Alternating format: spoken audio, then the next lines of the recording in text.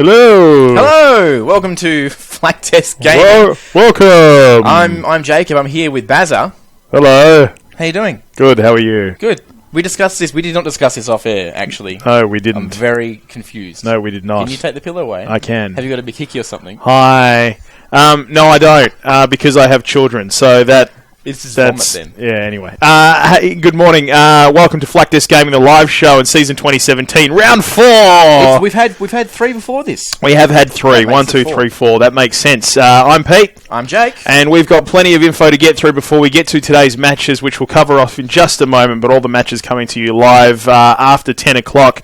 But first and foremost, esports around the world, just a quick update. The mid-season invitational, otherwise known as the MSI, day 1 of the semis is today as we speak. It's currently Flash Wolves versus SK Telecom. SK Telecom, of course, with the best League of Legends player in the world in Faker. And Faker is having a day out as far as what we've seen in Game 2, but SK Telecom taking Game 1 out, and we're going to keep you updated as the morning goes on. But it's been a huge week in esports, Jake. It has. Huge week. What's been going on, Pete? Adelaide Crows. So, for those of you who don't know who the Adelaide Crows are... It's an AFL team. AFL, the Australian Football League. This week, the Adelaide Crows became the very first major Australian sports team to sign an esports team. It's a big deal because esports is pretty big worldwide. Not huge in Australia. Not huge compared to other places. Not yet. And so for an AFL team and the Crows to come out and go, we'll have one of those. I'll stay in the Crows. So Legacy Esports, one of the big 8 teams in the OPL, who they have actually acquired this week, and they've bought them outright. Paid, probably cash down. Yeah, credit card. Reportedly it's a 6-figure sum they paid for Legacy Esports, yep. And they're going to be representing them in the OPL. Now, as far as we understand it, there won't be any changes to the Legacy branding, the Legacy name. It won't all of a sudden become Adelaide Legacy or the Adelaide Crows Legacy or anything like that. Not yet. But I assume, considering the Legacy brand is so big, I'd say they'd still keep their logo of that famous tree, and then probably eventually we might see the colours of the logo change. Or maybe a crow in the tree. A crow in the tree would be awesome. 2 crows in the bush. Great idea. Ian Shuttleworth, media manager of the Adelaide Crows, if you're listening, there you go. That's copyrighted now. Put a crow in the tree. So yeah, just as we keep going with this, the other news to hand is the Adelaide Crows have been in talks, we found out, with another esports team for the past few months, but obviously that deal fell through. No word on which esports team that was, but I assume, considering the space in the chatter at the moment, we might see that particular esports team crop up at another AFL club. And of course, who do you think it'd be next? I would say it would have to be one of the big Victorian clubs. Right. Somebody like a Collingwood, maybe a Hawthorn, maybe an Essendon. My money, considering how media savvy Eddie Maguire is. Eddie Maguire is the CEO of the Collingwood Magpies. He'd be in there for sure. He'd be looking at it really closely because he's right across the media landscape and has so much experience in this field. So I would say that the Collingwood Pies, the Pies would be my pick for the next ones to pick up an esports team. Yep. Of course, this also coming off the back of the AFL making their announcements over the past month about how interested in esports they are acquiring Etihad Stadium in Victoria in October last year. 54,000 seat stadium, and them saying, hey guys, we want to fill it with an esports event. So this is that first big step. That would be crazy to see that many gaming nerds all together in one place. Giggity! Wouldn't it? It'd just be, like, I don't like leaving my house that often, and so for me to go to a stadium with 50, was it how many? 53,000? 54. Well, it'd be 53,999. Other people. That'd be crazy. I know, it'd be crazy. The BO would be amazing. The BO and nothing but Doritos and Mountain Dew would be sold.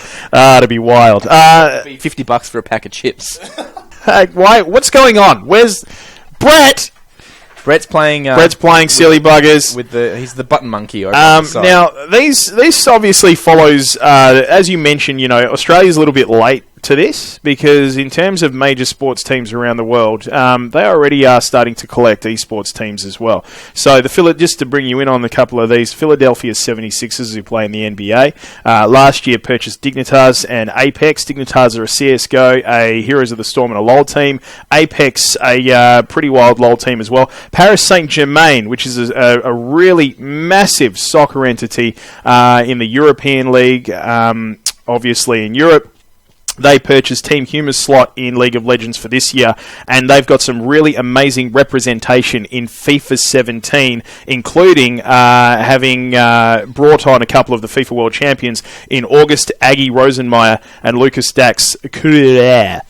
I don't know quite how to say that last name. Just would you write down? That's right. Anyway, so yeah, there you go. The other one that got brought to our attention from 2015 is not just some of the major pro NBA teams and major league teams in the US and Europe and the UK, but people who have a fair bit of money and are a little bit eccentric. You might have remembered a bloke. He's a former NBA player by the name of Rick Fox. And he has created a team back in 2015 called Echo Fox, who are across League of Legends, he was CSGO, very early, Super Smash Brothers, Call of Duty. And you know what? This all pretty much coming from, I put it down to one major thing, one great moment in time for esports that really started us on this great trajectory across the world, and that was that Dota 2 International back in 2011 with the $1 million prize. Where it was unheard of, and people just lost their minds that $1 million could be up for grabs for something that's a video game. A video game. Well, it's not just a video game anymore. No. This is major money that we're talking about here. And when we're talking on that, people who are eccentric with lots of money, AFL teams, Flak Test does have an esports team. We do have an esports team. We have many esports teams. We do. But one in particular, Flak Test, our CSGO team. Those are great guys. Out there and nailing it. Keep hammering it out there, guys. We love your work and what you're doing. You're doing great things. Now, we'll move on. The MLB has a major announcement with Facebook. They do. So the MLB have signed an exclusive deal with Facebook to live stream some of the ESL games. It's not a small deal either. So it's something like 5,500 hours of live stream games. Far out. And 1,500 hours of original programming just for Facebook. And it all kicks off next month. And this is Facebook's, I guess, a response to Twitch, which is owned by Amazon. And Facebook really want to push into that scene, I think. And Twitch is as big as it gets. You know, there are more people watching Twitch. We're talking hundreds of millions of people around the world watching Twitch, watching other people play video games, and watching the major tournaments streamed live on Twitch, like your OPLs and stuff like that. More people watching those than the big cable networks in the US, the UK, right around the world. Some of them combined, and it's a wonder why Twitch isn't. Why is Twitch not on TV? Well, it's getting to that stage. I mean, not necessarily whether it be Twitch, but other companies looking at broadcasting gaming media on TV in a big way. I mean, the announcement from ESPN a little bit earlier this year that they're going to be broadcasting the FIFA 17 tournaments live. That was huge news for the mainstream esports community. Yeah, and you know what the good thing about watching... Because in Australia, when we want to watch FIFA and that, it's usually crazy hours of the morning. Maybe this could be at a normal time. Oh, it'd be great if it was a normal time. Instead of having to get up at 3 o'clock in the morning, watch the game, go to work, sleep during lunch. There's no such thing as a normal time for gamers, though. I was playing Heroes of the Storm until midnight last night and only went to bed because we had to get up nice and early for today's show. Hey, as well as a big week of esports announcements, the other thing that we love as esports people is just playing video games, and it's been a massive week for video game announcements, in particular for Destiny 2. Destiny 2. Destiny 2, you know what's beauty. Great about this is that it's the first time Destiny's out on PC. Very exciting. All the networking's being handled by Blizzard, which we know is going to be stable. It's going to work. Their storefront, the Battle.net application that you've got on your desktop, that's where it's all going to be happening. It's going to be going on. Which is an interesting partnership, I thought, considering that Blizzard and Bungie are competing companies. But I guess, maybe it's one of those things where they don't necessarily consider Destiny to be an esport just yet. And I guess it doesn't directly compete against any of the titles they have out at the moment. Well, what is there? There's World of Warcraft, there's StarCraft 2, Diablo 3. Yeah, you've got those styles of games, but you don't really have that first-person shooter. So perhaps that's why it's being allowed. But it's amazing because for the first time, we don't have to play on PlayStation. I'm really excited to be playing this on PC. And deal with all the issues that come with that. And raids. Raids are back. We need to be live streaming some of those flak test raids. Yeah, do we? Oh, we need to be live streaming with somebody holding their finger over a dump button, I think. Because they tend to get... Well, usually it'll be a long stream because it usually starts at about 7. No one gets online till 8. We start the raid at 8:30, but then someone's forgotten something, so you're back to the tower. So you started actually at 9 o'clock. Yeah, that's right. Yeah. Around midnight, someone loses it for the first time. Usually somebody's off getting engrams when they should be, shooting things. And then at about 2:30, probably 3/4 of the way into the blind raid, we call it quits. No one likes each other. We don't talk to them for 3 days. Yeah, it's pretty exciting. It's really good fun. We should do it on a Friday night and then just stay here all through to the Saturday morning. Oh, what a great idea that our wives would divorce us for. Yeah. Have you seen the 7 minutes of footage they've got on, I think... it's gameplay footage, and it's IGN did, one of the biggest media stables for gaming in the world. But yeah, it's amazing. The Destiny 2 gameplay, the cinematics, the interviews that they actually did with some of the developers behind the brand new Destiny game. Yep. And of course, it presents a brand new story as well. In this case, we actually see a Cabal warlord for the first time. We've wanted this, and people have been screaming out to fight the Cabal. So my prediction, first raid...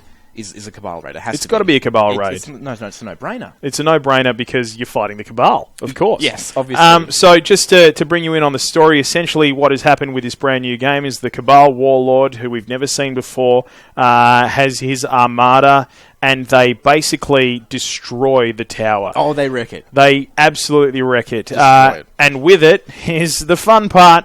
All of those legendary and exotic weapons and items that you've collected for the past 3 years, that you've ground so hard for in those raids for the past 3 years. So many hours in the loot cave. Yeah, goodbye. Gone. Absolutely gone. You will be able to keep your characters. You can get Gjallarhorn, though. You know how? How? Go to EB and pre-order it. Oh, jeez, for $300. For $300 for the life-size replica. No worries, mate. That's fine. Yep. You're going to be jealous when I have it. I am going to be so jealous when you have it. That's the only thing. And I have come this close so many times, being in an EB Games where I've looked at it and gone... It's your birthday soon. I'll put $20 down, then you'll have to do it. Now, look, Destiny 2, that's pretty awesome. The other thing that's very, very close is Overwatch's first anniversary. We brought you details of this last week. This is one in many different things that Overwatch has done over the past 12 months. The Winter Wonderland, the Summer Games, the Halloween... what was Halloween again? Halloween something. But the cool thing with this is that along with it being the Overwatch first anniversary, which is going to be from May 23rd to June 12th to coincide with the anniversary being on May 24th, there's going to be a Game of the Year edition release as well. Right? What's in that? All the skins, the base game, the Origin skins, plus 10 free loot boxes are going to be yours. You're going to unlock an Overwatch-themed in-game items for Diablo 3, World of Warcraft, StarCraft 2, and Heroes of the Storm.